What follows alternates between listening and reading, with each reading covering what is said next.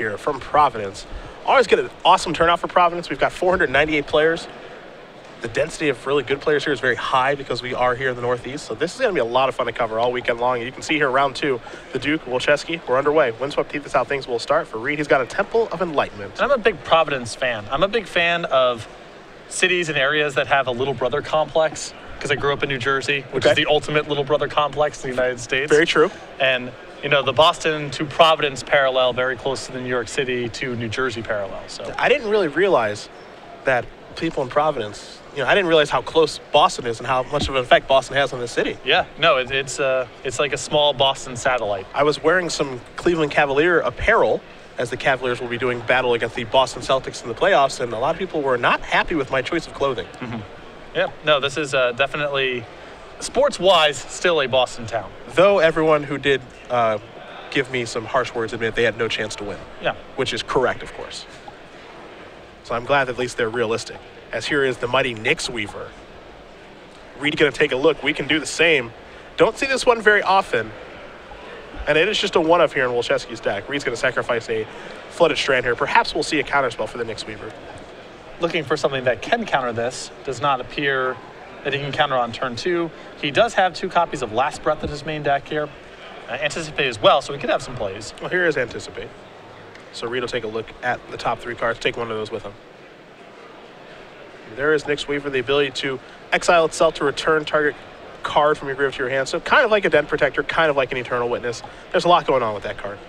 It's a slow burn, but we've seen this in mid-range graveyard value decks before. Yes. Going to turn over 2 cards. Wolchesky, Windswept Teeth, and Llanowar Waste go to the graveyard. Commune with the Gods is the draw. And it's time to attack. 2 damage will come across. Duke's going to go down to 17.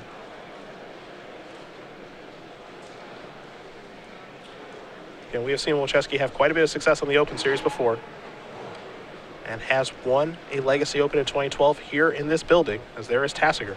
Combo deck. That is a combo. Dissolve is going to stop the combo. Top card will go to the bottom from the Scribe. But this feels like this should be a solid matchup for Reid, at least game 1. Pure control decks generally are very solid against mid-range strategies. It's going to be hard for Elliot to piece together enough pressure and disruption to kill Reid before Reid's better tools take over. Dissolve, one of the best cards you can have against mid-range strategies. Absolutely, as there's a Radiant Fountain. Gain 2 life, and now here's a Perilous Vault. So a card you typically only see in blue-black strategies, you're going to find here in a blue-white one. 2 copies in the main deck. Hero's Downfall and Sandstorm Citadel are turned over from the Nyx Weaver. The draw here is Soul of Innistrad. Clunky, to say the least, as here comes Nyx Weaver yet again. Duke going to go back down to 17, of course, getting 2 life in that Radiant Fountain, undoing a hit from the Nyx Weaver already. Wolchesky with 3 copies of Siege Rhino in hand right now. There's also that Commune, that Soul of Innistrad, and a Hero's Downfall. But these are the kind of hands that highlight the problem that mid-range decks have against blue-white control and similar decks. Even if Elliott's making his land drops, it's very hard for him to generate enough pressure without getting blown up by sweepers. Dancing that dance is really hard. Control decks can overpower this stuff and ignore sweepers, and beatdown decks can win before the sweepers get online. Elliot, it's very hard for him to do either of those things. Commune with the Gods is going to take a Sylvan Caryatid, Temple of Silence, Windswept Teeth, a Johnny Mentor of Heroes, and Murderous Cut will go to the graveyard.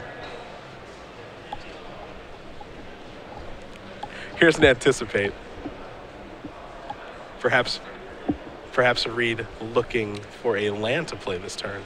It's interesting where the camps are at on Anticipate, too, in control strategies. You mentioned a little earlier in the broadcast, Adrian Sullivan going without Anticipate in his blue-black control deck, where other players did have it. I do not have the expertise to know the nuances between the lists and be able to articulate the reason why. I think a lot of it has to do with how jammed up you think you're going to be on the second turn. Once you're playing with a lot of negates and Bile-Blights, I think the cost of playing with Anticipate goes up because you have something to do on your second turn already. The more that you're saying go on turn 2, the better it is, and Reid's deck is saying go on turn 2 a lot. Reid will play a land there in Radiant Fountain and pass the turn back. A couple of cards get turned over yet again there for Wolchesky, Sidisi, Undead Vizier, and a Johnny, Mentor of Heroes. There's the attack from the Nyx Weaver.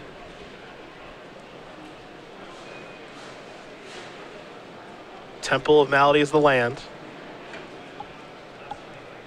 That top card going to go to the bottom from the scry. Wolchesky's hand's still incredibly clunky at this point.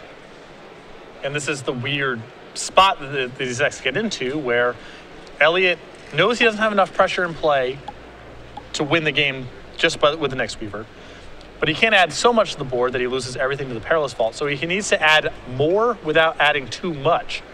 And that's very hard to do. Reid very quickly just plays an island and passes the turn back. Wolchesky might be interested in sacrificing that Nyx Weaver to get something back, but he'll just let it stay in play. Turn over 2 more cards here in Plains. And Sandsep Citadel on the upkeep thanks to the trigger. The draw for the turn is a Satyr Wayfinder. It doesn't make a lot of sense for Elliot to sacrifice the Nyx Weaver right now unless he's getting a spell. If there's a Thoughtseize in the graveyard that's attractive, but just getting some threat, it takes his whole turn to cast, and he's got plenty of stuff to do with his hand. And it doesn't really do anything about the Perilous Vault that's the real problem right now. So he's just gotta just keep trucking in for 2 here, because I don't think he has a better line of play. Siege Rhino is really the first real threat of the game here for Wolchesky. So we'll see if Duke has any interest in taking care of this. If he does have a counterspell in hand, or perhaps he just gets it off the table with the Perilous Vault. We'll see what Reid wants to do, as he does let it resolve. Yeah, the Vault is a very nice insurance policy. Well, dig through time's not so bad.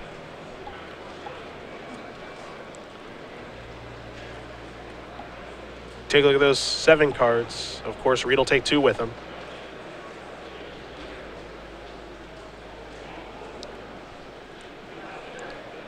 And Reid's unlikely to get burned out in this sort of game. Really, it's only Siege Rhino that can do that. So he can take his lumps here. Yep. He can go down pretty low to sculpt the perfect hand, fire off the Perilous Vault when Elliot's board is advanced enough or Reid's light total gets low enough, and then Reid can try to take over with the leftovers. Reid has begun casting, it seems, Dig Through Time across all formats now. Of course, in his take on Miracles, he's got Dig Through Time in there basically all the time now. And a lot of them, too. Yeah. I mean, it's like 3 copies typically are in his list. It's a very powerful card. Reid going to organize his mana a little bit here. Perhaps we'll see End Hostilities, and we will. So that'll clear away those 2 creatures. Wants to leave that Perilous Vault in play, maybe as a last option. It's a great insurance policy. It's also really nice in the event that Elliot has Whip of Erebos in his list, which all signs point to that's going on. He has Nyx Weaver in his list. It looks like a very graveyard-centric build. So the End Hostilities, very good at answering the current board, and the Perilous Vault, a very good insurance policy against something that comes into play that you don't want to go to the graveyard because Perilous Vault exiles, or if it's a different card type altogether, like Whip of Erebos. Temple of Malady was land number 5 there for Wolchesky. Top card did go to the bottom. Here's Siege Rhino. Reid going to very quickly sacrifice his Flooded Strand. And Reid with 1 copy of Nullify in the list and 2 copies of Disdainful Stroke. This is a huge tempo swing here for Reid if he's able to answer this follow-up Rhino on Elliot's turn, on tap with all of his mana, and Elliot with no board. Well, here is 2 mana, and there is Disdainful Stroke. So that tempo swing has occurred. And now Reid gets to untap with Perilous Vault in play. 7 lands, nothing on the table from his opponent. He has to imagine he's got to be looking to turn the corner here as soon as he's just going to pass the turn back. Wolchesky will draw a copy of Tasigur. It's actually not a bad draw because that allows him to play 2 spells in 1 turn here. This is the problem is that 2 spells in 1 turn is not great against the Perilous Vault. This is true. At some point, Elliot does have to just push this thing off the table. Yep. But this is not the ideal way to do it. And he's not going to be able to do it, I believe, 1 threat at a time. I think he's got to do it with at least 2 threats. I agree, especially with Reid. You know, he's got a bunch of mana, a lot of cards in his hand. I think Elliot can probably sense that the game's going quite poorly for him. But Elliot doesn't really get to start playing the game until he gets the Perilous Vault to the table. It's got to start there. Yep. Siege Round will be placed onto the stack. I think Wolchesky is considering his Tasker as well as Siege Rhino has resolved. You see the life totals here, 18-8. Reid going to cast another copy of Dig Through Time. Elliot not willing to play his Tasker this turn as well. So Reid again will take a look at the top 7 cards, take 2 with him. The rest will go to the bottom of the deck. Negate among the options Duke has here as he'll consult his hand. Winning this 1 threat at a time is going to be very hard for Elliot. But also winning it 2 threats at a time is going to be hard, too. Yeah. And you mentioned, too, that, this isn't a matchup where Reid can really get burned out. And this is the 3rd Siege Rhino that Elliott's cast this game as well, so he doesn't have to really worry about a 4th one, for example. Reid still has to respect the possibility of the Siege Rhinos coming back. Sure. Because Elliot has shown a lot of graveyard matters sort of stuff right now, so you have to respect with Veribos and maybe some other weird cards as well. But Elliot has played a lot of his Siege Rhinos, so he's going to have to resolve some graveyard-centric way to get them back. Radiant Fountain into Elspeth, Sun's Champion. And that's going to blow up old Siege Rhino. Pass that turn back. Wolchesky will draw. Carry out of the draw. A little late to the party. Bit late. And Reid still with 2 mana up. That can be a Nullify, 1 copy in the main. Disdainful Stroke, we've already seen 1. There's 2 in the main deck. Also 2 copies of Negate. So a lot of counters in Reid's list.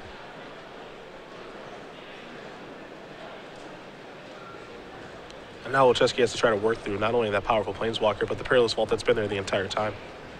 Which is obviously a pretty tough thing to do. Exactly. And the consolation here is that, maybe he can get in a spot where he can make a board that's powerful enough to overwhelm Elspeth, and then Reid is forced to sacrifice the Perilous Vault and clean up the board that way. But that's going to be really hard to do, especially if Reid's just sitting on another counterspell right now to handle some big play from Elliot.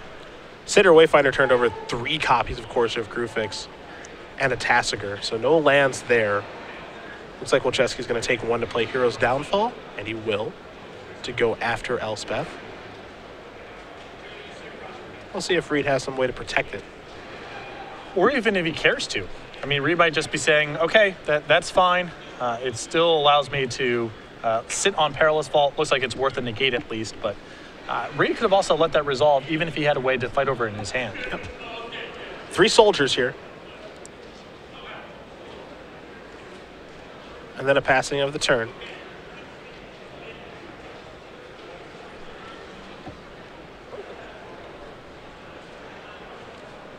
Wolchesky. Looks like he's going to play his Tassiger now. Though he does have some options in hand. We can't forget about that Soul of Innistrad that's been hanging out for some time now.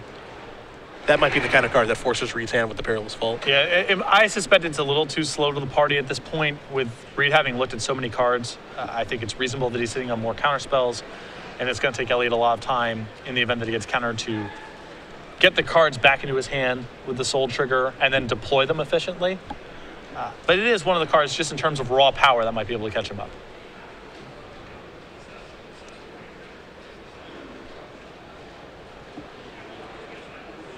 There's a forest.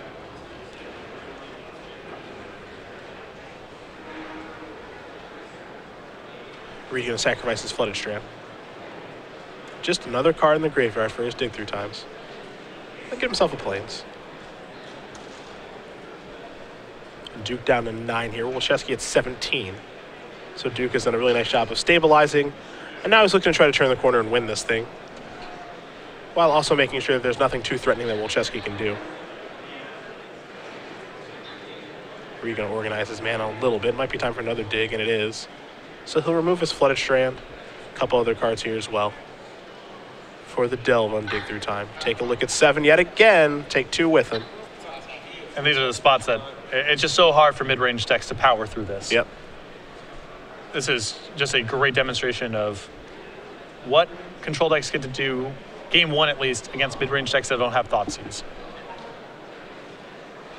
It's no Sphinx's revelation, but it feels pretty close sometimes. Yeah, it's the same recipe though. It's just very hard for Elliot to cobble together enough pressure. See the Unwritten and Commune with the Gods get turned over. Reid's going to take a look at Wolchesky's graveyard, I think, here. See the Unwritten is notable. Just 1 in Wolchesky's deck list, but it's certainly nice information to have. Mm-hmm. I mean, I don't think Reid would sideboard out any of his counters in this kind of matchup, but now I think Negate and Disdainful Stroke stay in / more copies come in, if anything. So Reid going to give Commune with the Gods. That was a Tasker activation, of course.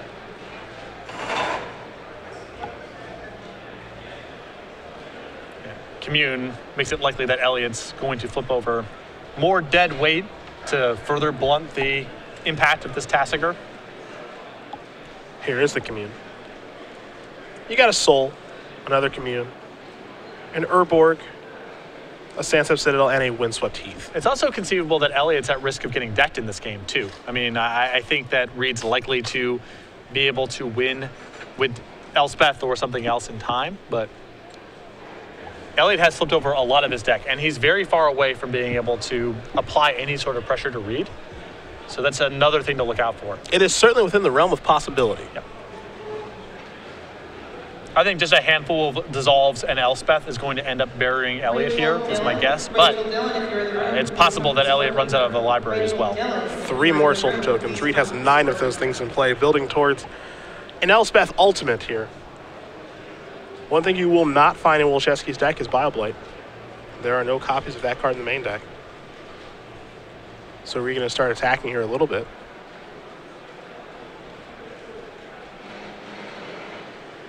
I'll start pushing through a little bit of damage. He's able to do that.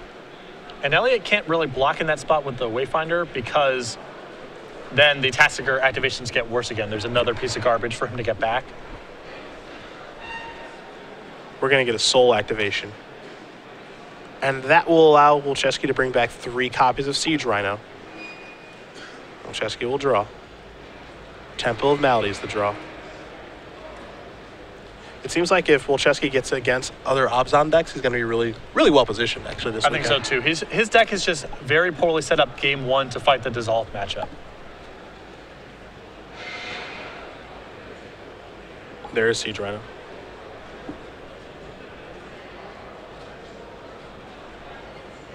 Puts a little bit of an interesting twist on the game if Reid wants to let these resolve. And maybe take a more aggressive stance on the game. Mm-hmm. Also, keep in mind, Reid has 2 main deck copies of Secure the Waste, so he just might be setting up an end of turn Secure for a bunch. Sure. On tap. Very Decree of Justice-esque. Mm-hmm. I wonder if that's one of your top 8 cards. You don't seem like a Decree of Justice guy to me. No, I do have some PTQ top 8s with Decree of Justice, but no. Not really a Decree of Justice guy. Here are the attacks. There are the blocks. And it looks like we'll have a Sylvan Carry added.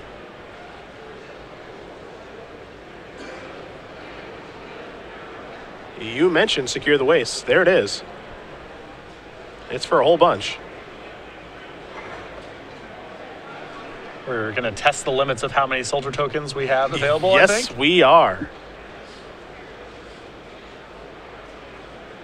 Going to tick down here with the Elspeth. Get those big creatures out of the way. Attack with all these Soldier Tokens. Keep in mind there are a lot more out there because of Secure the Waste. There's a Tranquil Cove. And there's a couple. Yeah, turn all those sideways. Secure the Waste is an interesting addition to this blue-white control deck as far as the win condition is concerned. It might be one of the better ways to win at instant speed. You can also do it against decks like Mono Red for 2 or 3 in the middle turns and do a lot of blocking. So it was definitely powerful there, and I don't even think this is necessarily the matchup that Reid wants it for. Siege Rhino gets dissolved, Wolchesky will concede, and Reid Duke's going to win game number 1 here over Elliot Wolchesky. Blue-white control, up a game over Abzan mid-range as we take a look at the sideboards. That's where Elliot's going, that's where we're going. You'll find 3 copies of Nyx Fleece Ram, a Hornet's Nest, 2 Drowned Sorrow, an End Hostilities, a Doom Blast, a Reclamation Sage, 4 Thoughtseize, an Arbor Colossus, and a Hornet Queen. Thoughtseize the big one. Yeah, Elliot is a little light for this matchup in the sideboard, too. I would have anticipated a lot more action in the sideboard, given that he doesn't have a lot going on for the Dissolve matchup. The only thing that's for sure coming in here are the 4 copies of Thoughtseize. As you mentioned, they're very good. I think the Reclamation Sage will come in as well, because Perilous Vault is problematic for Elliot, and he's got a lot of easy cuts to make here as well. Maybe you see the Hornet Queen come in as just another top-end threat, but besides the 4 Thoughtseizes, I'm not confident anything really comes in. I think it's very likely the Reclamation Sage does, but after that, I think he's got very, very little. What do we see on Reid's side? 2 copies of Disdainful Stroke, 2 copies of Negate, 2 copies of Raise the Alarm, 2 copies of Surge of Righteousness, a Nyx Fleece Ram, a Valorous Stance, a Glare of Heresy, an Ugin, an End Hostilities, a Radiant Purge, and a Treasure Cruise. Reid's got some great options here. I think the extra copies of Disable Stroke certainly come in. Elliot's got a lot of expensive stuff. I could see maybe going up to a 3rd copy of Negate. I think 4 is a lot, but I wouldn't want to cut them in this matchup. Elliot's got enough high-impact, expensive spells. Past that, I really like the Valorous Stance, the additional copy of End Hostilities, the Treasure Cruise, and the Ugin. All good for attrition-based matchups and matchups where your opponent's playing to the board. So Reid could be bringing in upwards of 7 or 8 cards here. Season 2 is certainly underway here on the Open Series as we are in Providence. We'll take a look at our schedule right now. We were in Syracuse a couple weeks ago. We're in Providence now. Next weekend, hometown, baby. Oh, the first time that I've been to Cleveland for a Magic event since I think 2001. We'll be hanging out there. After that, we're going to Portland again. This is the event that got moved from Seattle, is now in Portland, May 2nd and 3rd. After Portland, we head on over to Dallas. I knew that one. After that, Worcester for Legacy, and then the Season 2 Invitational in Columbus, Ohio, tied to the Origins Game Fair. Modern and Standard will be the invitational formats, and a 2-day, $20,000 Modern Open Series event, June 5th through 7th. And all of these events, you can pick up the fantastic Polar Punch playmat that is available. All of our players got one of those here, of course, in Syracuse as well. So not a ton of dates to be able to get this thing. You can only get them at the Open Series when you do sign up. So you're not going to be able to find these available for purchase, free limited edition playmat until May 23rd. Yeah, and no strings attached to this one. It is just free whenever you register, so might as well sign up. Simple, straightforward, and pretty cool, too. Yep. Of course you know the Dallas State. That's your first weekend off for the year. That's right. Yeah. That is right. That's why I was not it wasn't immediately coming to me, because that's my first show off. Yeah. Just put your feet up and do a lot of nothing. That's actually not true. Oh. I have to help pack up my girlfriend's apartment and drive a U-Haul from Oakland to Los Angeles. That sounds like so much fun. So it's actually not really a weekend off, but I'm sorry. it's okay. These are the choices that we make. Just graduating from grad school, it's Yep. a big weekend, you know. It's You fine. hauling it all down, baby. Yep. I'll be in Dallas with Matthias Hunt for that show. Love going to Dallas. Hopefully we're in the arena, too. I know you guys were there. You guys were in the arena the last time. The Thunderdome? Yeah, I'm a big fan of the arena. It's a cool venue. Yeah. It's a lot different. I think my second show ever doing coverage was in the Thunderdome, as you so eloquently put it. It's a sports arena, and there's seating. There's stadium seating around. Yes. No, So it's great. I'm a huge fan. we walk in, and there's two people, an older couple, and they're in University of Oklahoma gear, and they're just sitting in the seats watching. I'm like, oh, we got scouts. Looking for the next hot talent. Yeah, exactly. Wolchesky will be on the play here for game number 2, as he was soundly defeated in game 1 there by Duke. And it looks like he'll go back to the drawing board here. Going to take a mulligan. Bad news for Elliot in a matchup that's a lot about one-for-one trading. The big question here about this blue-white control deck is the white better than the black? As blue-black control, very popular at the Pro Tour. So we'll take a look at the cards that Reid gets in white. He gets access to Secure the Waste, Dragon Lord Ojutai, and Hostilities instead of Crux of Fate. So, and Elspeth. So those are the big prizes. These feel like more powerful cards for the very long matchups. And Hostilities pretty potent against the mid-range decks. Elspeth very potent against the mid-range decks. Yeah. Definitely some nice options across the two colors. Yeah. Could just be what you think's going to show up at the tournament, really. It just is a question of how much do you want Thoughtseize. Sure. I think is what it, or Duress or those kind of effects. Ashiok, too. Yep. Which Planeswalker do you feel is better? I know Adrian Sullivan always been a pretty big Ashiok guy. Hero's Downfall. That's another card that you give up. It's probably why you see a couple copies of things like Main Deck Negate. It's because Reid is not as strong against Planeswalkers as the blue-black build because he can't get them out of the hand preemptively or Hero's Downfall them, so he's got to just be able to counter them. Wolchesky found a 6 that he was happy enough with, so game number 2 underway. He started with the Sandstep Citadel. Duke played Nylon in his first turn. And now Wolchesky going to go to 19 as he sacrificed a Windswept Heath. So a Plains or a Forest on the way. And it will be a Forest.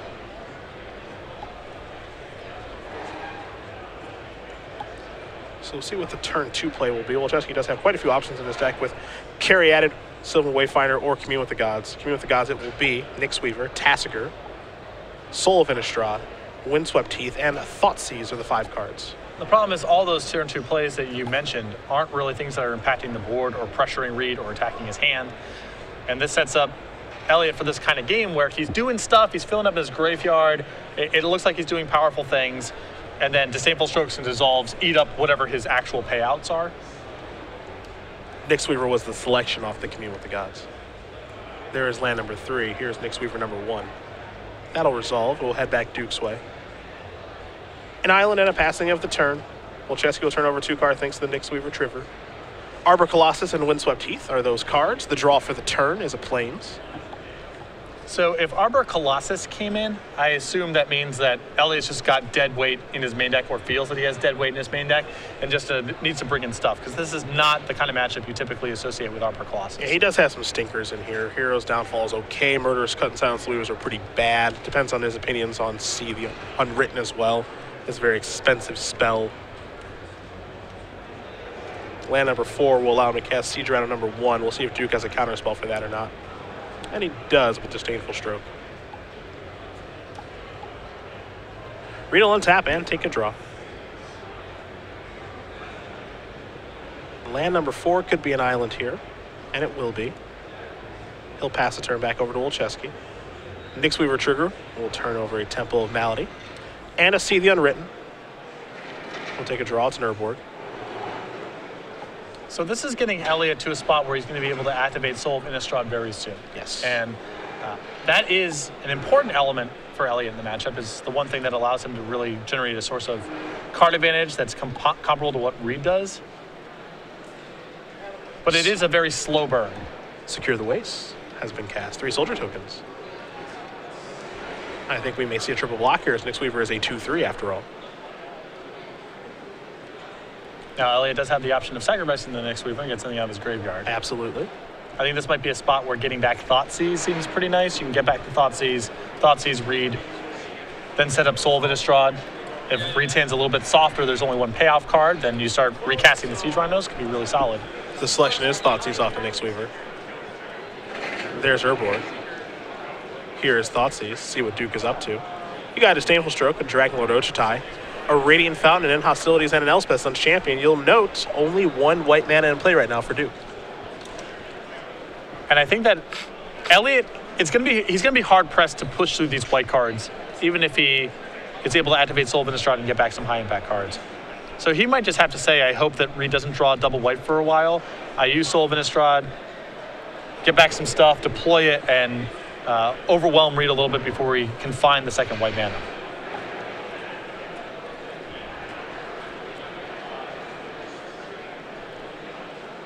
The problem is, if Elliott says takes Disdainful Stroke, well then Reid can just go untap, play Dragonlord Ochitai, and then just race the Soul of Innistrad activation. So Elliott's actually kind of forced to take the Dragonlord here, which you see, leaving Disdainful Stroke in Reid's hand, which is bad news for the Soul of Innistrad line. Yeah.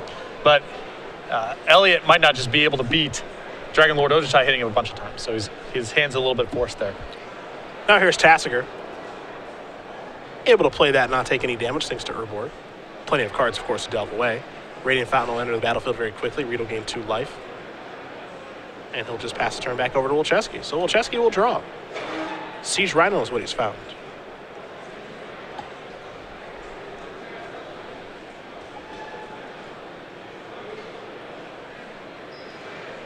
Tasigur are going to come into the red zone. There will be a chump block. There's a Sandstep Citadel for the land. And now Elliott's got a lot of taxes on his mana right now. He's got the Soul in the graveyard, he's got the Tasigur in place, Siege Rhino in hand. So how he wants to measure these threats while Reid is still on the 1 white mana is pretty tricky. That is the big question.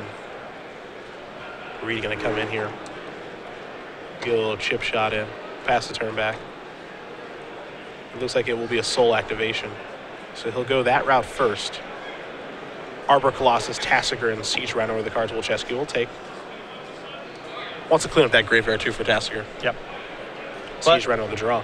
Again, these are all demands on Elliott's mana. He probably can't activate the Tasigur a bunch because he needs to get some of the stuff out of his hand. But if he's just deploying the stuff out of his hand, well, that makes Hostilities or Elspeth coming into play and minusing Elliott's board very problematic lines for Elliott. Both cards that Elliott knows about. Exactly. Reid can't cast them right now, still on the 1 white mana, but eventually that changes.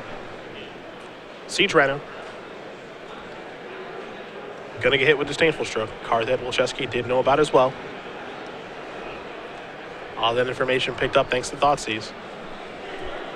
He's got to kind of slog his way through that stuff.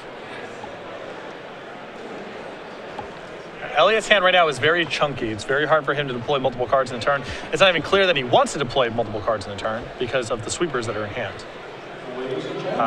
3 mana will allow him to play another Tasigur. However, that is legendary, so he's going to lose the first Tasigur. Not sure if that's on purpose or not. I suspect that was not. No? Either way, that's the play that was made as we head back Duke's way. I mean, I don't mind 2 spells in 1 turn there if you can get it going, but not those 2 spells. Sure. Here's a Treasure Cruise from Reid. There's a Haven of the Spirit Dragon and a passing of the turn. Wolchesky will draw. It's a Plains. Here comes Tasigur.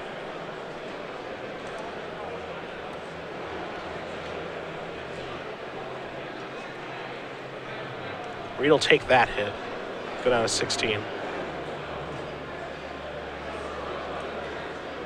8 lands means that now you are in 2 spell per turn territory or spell plus Tasigur activation territory. Well, Elliot can't even be sure that Reid did not find a second white. Yep. Reid could be slow rolling a Plains out of his hand here and just playing the Haven last turn as his land. That's why I think it's very difficult to deploy that out of Siege Rhino, if that's the case. I actually disagree. I think that Elliot just needs to play out his hand in that spot. Okay. Because I don't think he can win this game taking that much time. Sure. I think that if I'm in Elliott's spot, I'm just crossing my fingers, hoping Reid does not have the second white source of mana. And then it's very realistic Elliot wins the game. But I think trying to walk the tightrope here of leaving some stuff left over while adding enough to a board, while Reid has a chump blocker left over and a handful of spells, I just don't think that's working. There are also some pretty bad hits with the Tasigur there, yeah, too. Like, Seder Wayfinder is not a great hit in this situation. It's super risky because if Reid untaps and plays a second white source of mana and sweeps your board, you're just dead. But I think that Elliott's probably dead if Reid has a second white source of mana, even if he's slow rolling his threats, because Reid's been sitting here drawing cards for so long. I think Elliott's going to be hard-pressed to beat the leftovers. Wolchesky considering casting that Seder Wayfinder. Reid going to tap a bunch of mana, so this could be a dig through time, perhaps. It is. Take a look at the top 7, of course, take 2 with him. A lot of options here for Reid. We'll see what he does want to take here in this situation. Going to consult his hand first. So now at this point, Elliot can't add to the board because Reid played the Tranquil Cove, and so he knows that Reid's going to have access to End Hostilities and Elspeth next turn. But going back to the previous turn, I think it's just too unlikely that those follow-ups matter. Either Reid doesn't hit the second white source of mana and you win, and in that case you're better served just casting your stuff because you want to win as fast as possible. Or Reid has a second white source of mana, and then I just don't think it matters because it's going to be too hard to win. Sure.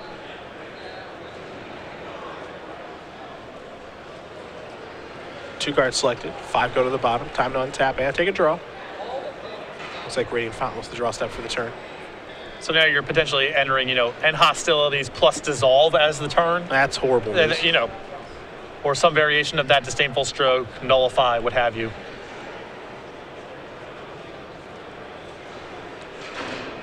Six mana looks like it's Elspeth, and it is. Elevator goes down, blow those creatures up. We'll see some Tasigur activations here. At least one. Ladies and gentlemen. Sandstorm Citadel and Commune with the Gods turned over. So Commune, Courser, and Tasigur are the options. Commune will go back. Another activation here. Temple of Silence and Courser prefix.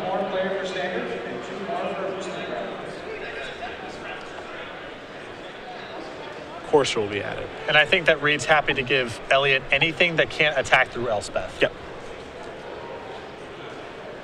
And remember, Reid's still sitting on End Hostility as well. So even if Elliot's able to generate some tramplers or make the game about something else, Reid can still clean it up. A Johnny Mentor of Heroes the draw.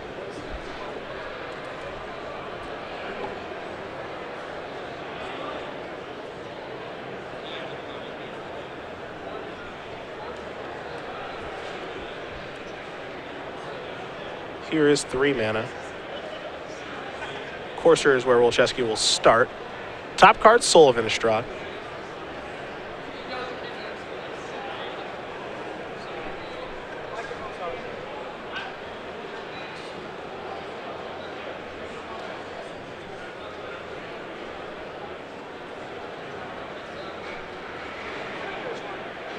Just going to follow. It'll be a Satyr Wayfinder. Going to push that soul into the graveyard, among other things here. Satyr Wayfinder is card number 2. Sidisi's card 3. And Temple of Melody is card number 4. Top card after that is a copy of Temple of Melody. Keep in mind, Wolchesky has not played a land yet this turn.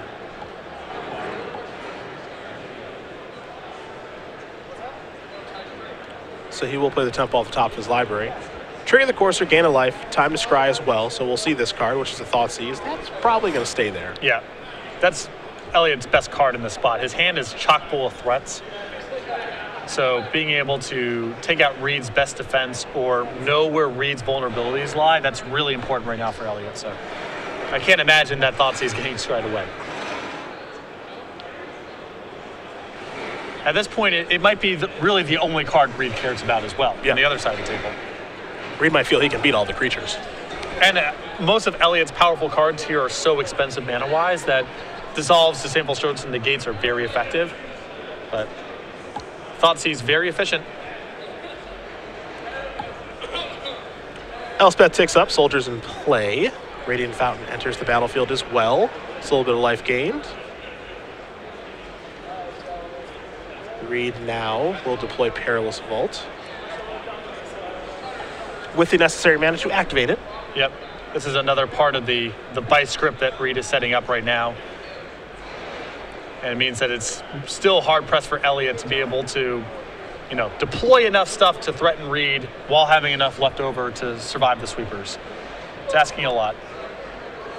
Thoughtseize was the top card of the deck last turn. It's the top card of the deck this turn now as well.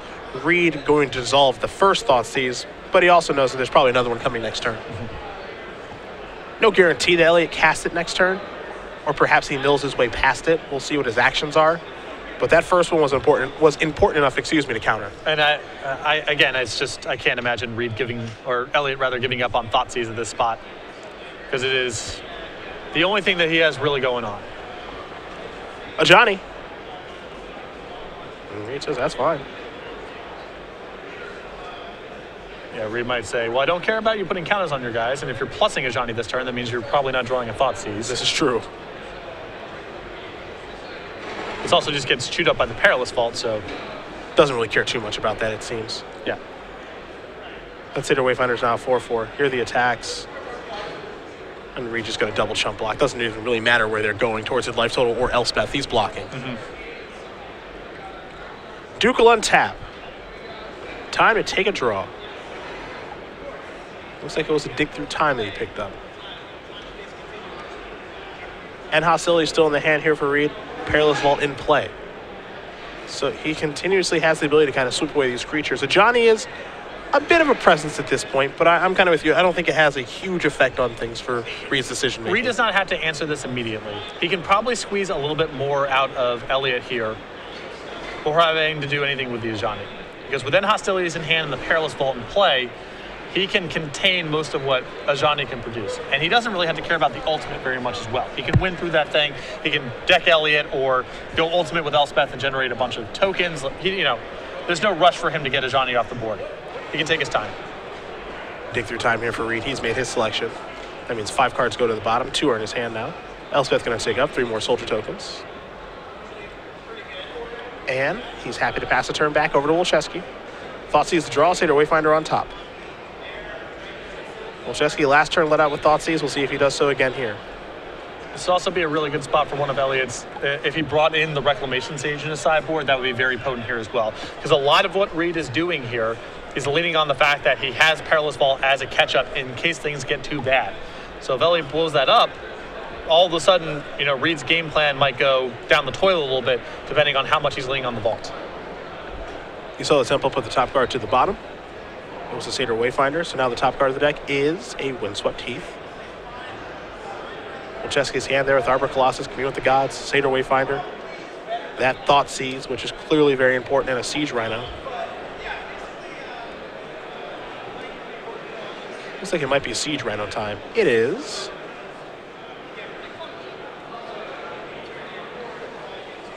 Wolchesky might be trying to get to a board here that Reid has to minus Elspeth on to lose Elspeth. The problem is that Elliott's still aware that Reid has end hostilities as well. Yep. So there's a lot of different routes for Reid to answer whatever Elliott's line of plays are. There's a Thoughtseize. Reid will show off the hand, Disdainful Stroke, and hostilities, 2 of them, along with another copy of Perilous Vault, and Anticipate, and an Elspeth. So a very, very good hand for Yeah, Reid. very answer dense. And, Really doesn't come as much of a surprise when he's resolved a couple copies of Dig Through Time. Yep. It's almost impossible to select the right card here in this situation. Everything's so redundant. The selection is Elspeth, however.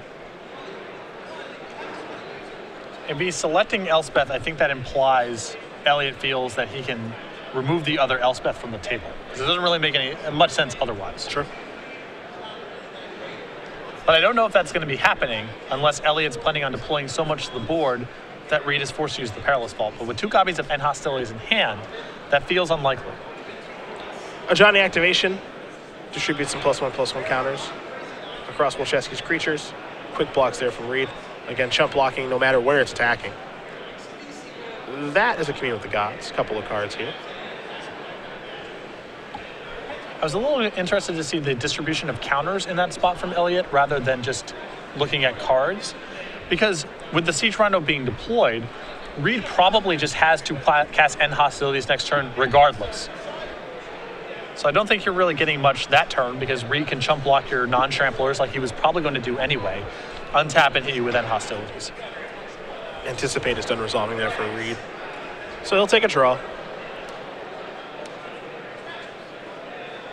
I think we're going to probably see Reid do a little bit of attacking here, potentially. He can get a little cute here, too, with Activate Elspeth.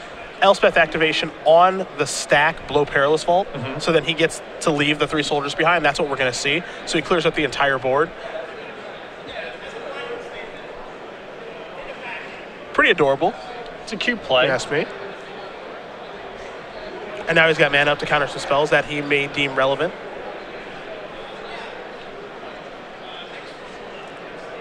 And you can just see the difference in the way that card advantage can manifest in this sort of game. Elliott's got plenty of card advantage too. He's got Soul of Innistrad, he's got Courser Crufix and so forth. But a lot of his card advantage is slow, it is ponderous, and it's not hard for Reid to just undo all of it or generate his own card advantage quicker and more efficiently.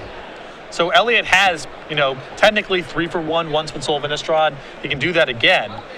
But that doesn't necessarily equate to the card advantage that Reid's generating, even if in terms of raw card count, it's a similar number of cards. Yeah. Reid's is just much more streamlined. Of course, there's finding some lands here, and it's kind of doing its thing, but it's certainly not the same. Exactly. Yes, that's happening, but that doesn't really matter all that much. It's not like mana is the bottleneck at this point for either player. Seder Wayfinder finds a Temple of Malady. Top card now is Hornet Queen for Wolchesky. Let's not forget that Reid still does have that copy of End Hostilities in hand. Just waiting. Also, when Elliott goes and does something like cast Soul of Innistrad, he's getting back these expensive creatures and deploying them over the course of several turns. So it takes a long time for that card advantage to actually manifest. And in the meantime, Reid is drawing cards, setting up sweepers, deploying Elspeth, so on and so forth. And I believe Reid may have found his copy of Ugin off of that Anticipate. And if that's the case, winning gets very difficult. But Perilous Vault will continue to make things very hard here for Wolchesky. Reid can continue just to set up shop. Now, this doesn't really come as much of a surprise, but Twitter has informed us that Reid is actually playing the deck that Andrew Cuneo played at the Pro Tour. And this looks very Cuneo-esque. I don't know. There's 3 copies of Elspeth. There are a few more win conditions that I think Cuneo would like. 2 copies of Dragonlord Ochitai. I mean, Yeah. this deck can actually attack someone for lethal damage. Again, So, a little more aggressive than Cuneo would like. If it were up to Andrew, he would have 1 Elspeth. I am sure. no, it would be like 1 Felden's Cane. Ah, yes, yes. Well, Cranial Archive is legal. Yep. So maybe Cuneo goes back to the drawing board. He saw a Soul of Innistrad activation, Hornet Queen, the draw, Hero's Downfall on top of the deck. So again, Wolchesky with plenty of cards and options in hand, but Reid just has all the answers for those cards.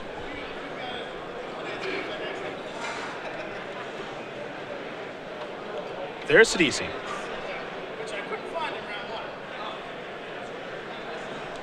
And Reid says, that is fine. You may exploit, you may search. No fear whatsoever of the 4/6. You get a look here. Elliott's deck size is definitely becoming a factor. Not a lot left over there. I mean, Reid may be able to potentially just play defense long enough for Elliott to get decked. Now that is how Cuneo wants things done. Yeah.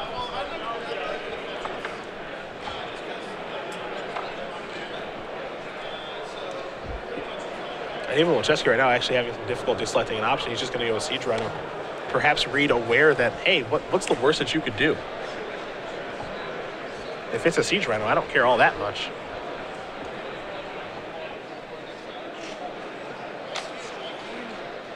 Might be one of those spots where Reid feels like he can just answer whatever the follow-up is. Absolutely. So, and if nothing else, it's one less card in Elliott's deck. True. Of course, we'll get chump blocked by a soldier token.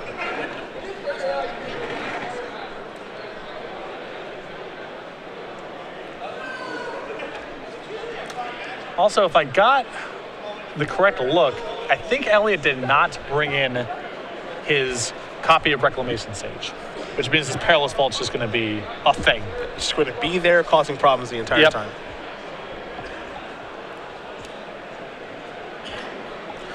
Vault's such an interesting card to me because, you know, in this day and age with Magic, you're always looking for the most efficient cards possible. I mean, Tasker is a one-mana threat that you can activate in the same turn. Perilous Vault, there's nothing particularly efficient about it. 4 to deploy, 5 to activate. But it has such an effect on the games where it's good. Well, Elliott's deck is nothing but 4 and 5 mana permanents. So Perilous Vault's going to be good. It's going to be in these sort of games. And it has been magnificent in the previous one and this one as well. Temple of Lightning puts the top card to the bottom, and Reid is just happy to pass the turn back yet again. It's a little slow for the mono red style matchups, but for these kind of games, I mean, it's caused Elliott all sorts of headaches. He's not been able to slog through this card very efficiently. And Exile is a big deal with that card too. Yes. They're the chump blocks. And with the Vault just sitting there in play, it is unlikely that Wolchesky can actually deploy anything else this turn. He does have a Tasker that he can activate and do all that stuff, and that's all well and good, but... Well, the Tasker activation is troubled because he's got some junk in the graveyard, and his deck is running out. Yep. So he also just needs to be casting his stuff. He can only spend so much mana into Tasker right now because his board, as currently constructed, is not going to be good enough to win this game. The old rock in a hard place. And hostilities? Yes, sir. And you can see Reid understands how problematic Vault is for Elliott in this matchup. He's not sacrificing it unless he has to. Because there's just no proof that Elliott can get off the table. It allows him to interact at instant speed, and it allows him to interact against something like Whip of Erebos or a haste threat, whatever, something random that sneaks through. Once again, that is the end of There's Tasker.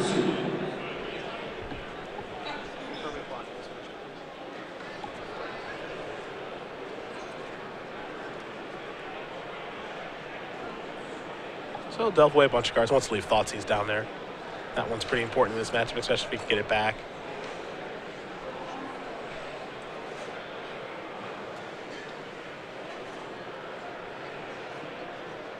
The follow-up here is a Hornet Queen. That's fine too, 4 insects. Temple, top card. Looks like that'll stay on top. Underneath 2 minutes here in this match. As Duke will untap, take a draw. It is game 2, of course. Reid did win game 1. And hostilities will clear everything up. Pass that turn back. Wolchesky will draw. He did leave a card on top. It was a Courser.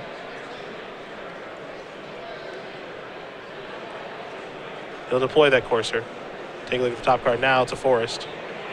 Actually risky for him to take the Forest and put it on the battlefield, but he will. Sidisi on top now. I think if you're at the point where you can't play the land off the Courser, you need to scry to the bottom of the last turn. Yeah. So one or the other. Let's see what the follow-up is here. Arbor Colossus.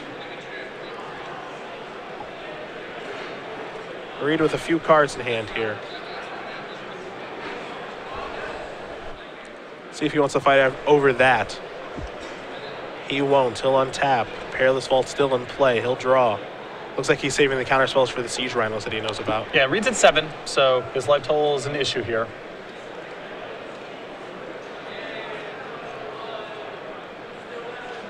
It's Elspeth. It's going up. And everything else that Elliot does, he can kind of interact with, you know, on a turn delay. He can use Perilous Vault or a sweeper or some such. The Siege Rhino is the one thing that's problematic in an immediate sense. Sidisi Undead Vizier, also potentially a card that Reid would want to be able to interact with right away. A couple chump blocks. The kind of security that Elspeth does provide.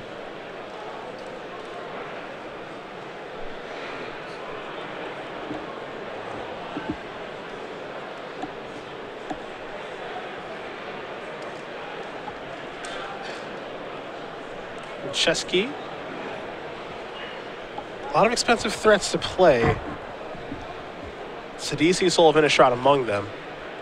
Just trying to figure out how he wants to go about putting these cards into play, as it is turn 0 now of extra turns. So he's got to try to figure out a way to deal 7 points of damage over the course of 3 turns. Turn 0, turn 2, and turn 4. And this is turn 0, so he's really only got 2 turns to do it in. Given how many cards Reid's looked at, the Perilous Vault still in play, you have to imagine it involves casting 3 Siege Rhinos. He's got 2 in his hand. He's got the Soul of Innistrad in his hand. I think that's his path. If he's going to win the game, it has to involve that, because I think that combat's off the table.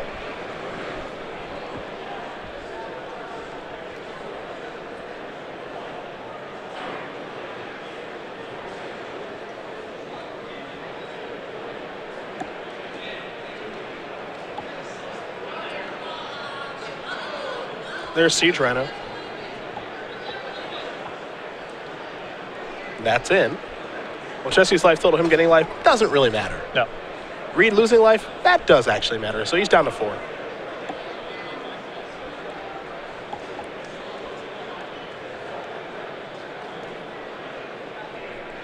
What's next here for Elliot? It's 5 mana. It's Sidisi.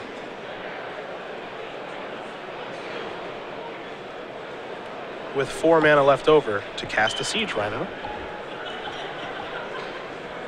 So there's the exploit, sacrificing the Courser. Sideboarding Finder, of course, be turned down. Wolchesky will get the search through his deck. He very quickly grabbed a copy of Hero's Downfall. Does not have a lot of deck to shuffle. That looks like it might be 3 or 4 cards. Yeah, I guess Hero's Downfall, I suppose the card to take here, though, Elliot's putting Reid in a position where Reid might have to blow the Perilous Vault anyway. So I don't know how much the Downfall really does, but the rest of his deck offered nothing in that spot. Ticking down to kill all the creatures will work just fine there for Elspeth. And this is turn 1 of extra turns. Duke will just pass the turn back.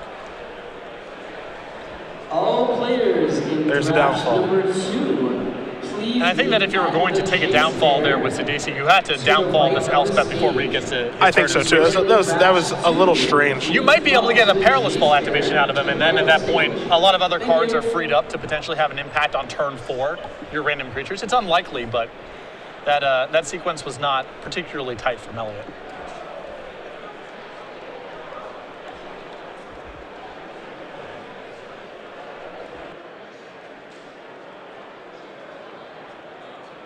A lot of mana here for Wolchesky. This is turn 2 of extra turns. So there's Soul.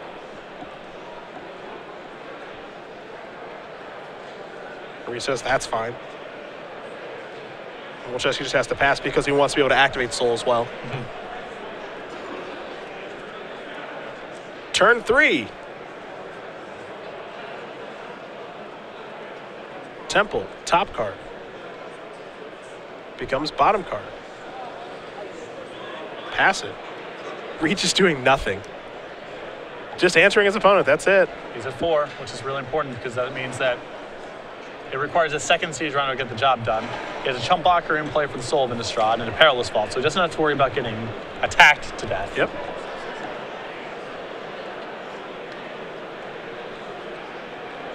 And Elliot doesn't even have a bunch of Rhinos in his graveyard to go crazy with, so Reid's only got to be able to win the fight here over one of them.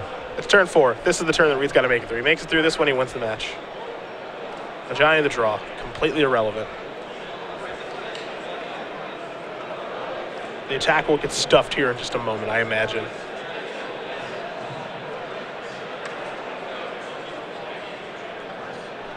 Elliot with no thought sees to lead the way here. Yeah, his hand's got just 2 Siege Rhinos, both of which have to resolve, and a bunch of creatures that don't matter. So, his hand, even though it's full of cards, is really only 2 cards that make any difference here. These are Siege Rhinos. I think if either gets countered, he doesn't have a way to get back the Rhino with Soul and cast 2 in 1 turn. So. Disdainful Stroke will take care of the first Rhino. And even though Wolchesky does have a lot of different cards in hand, he's got a Hornet Queen, Arbor Colossus, a Tasigur, a Giant. The only cards that matter were the Siege Rhinos. Yeah, that's it. Nothing else in his hand impacts this turn, and it's the last one that Elliot gets.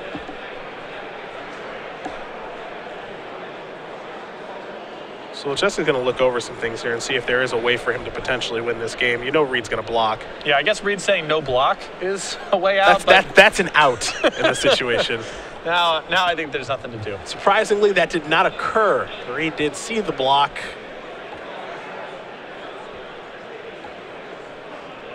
And now Wolchesky will go through the motions here.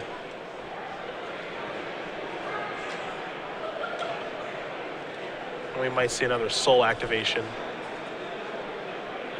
But again, with this being the 4th turn of the game for him, and Reid getting turn number 5, it looks like Reid Duke will be the winner of this match here momentarily.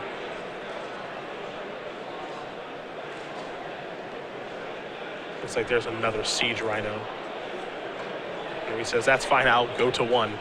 But 1 is not none, as we say here in the booth.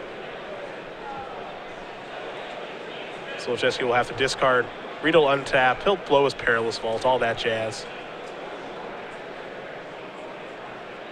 But assuming we have everything correct here, which leads me to believe that we do, Reid will untap. It's turn number 5. He'll draw. He'll play a land. That's it. And that is going, that should do it, I believe. That's turn number 5. Yeah. I believe that is being explained right now. So Reid does win the match over Elliot Wolchesky. 1 game to 0. One of them is a draw. But either way, he does get the W here. 3 more points added to Duke. So he is 2-0 in this tournament. Blue-White Control taking care of Abzan midrange. And I think that's just going to be a challenging matchup for an Abzan midrange deck that's constructed the way that Elliot's is. No discard game 1. Pretty slow, cumbersome deck. Probably very good against other mid-range decks. He's a lot of powerful graveyard matter synergies going on, and kind of the structure you'd want for the mirror match. But against the Dissolve deck, I think Elliott's just not got very much going on. Well, we will bring it back to the booth here, as that is the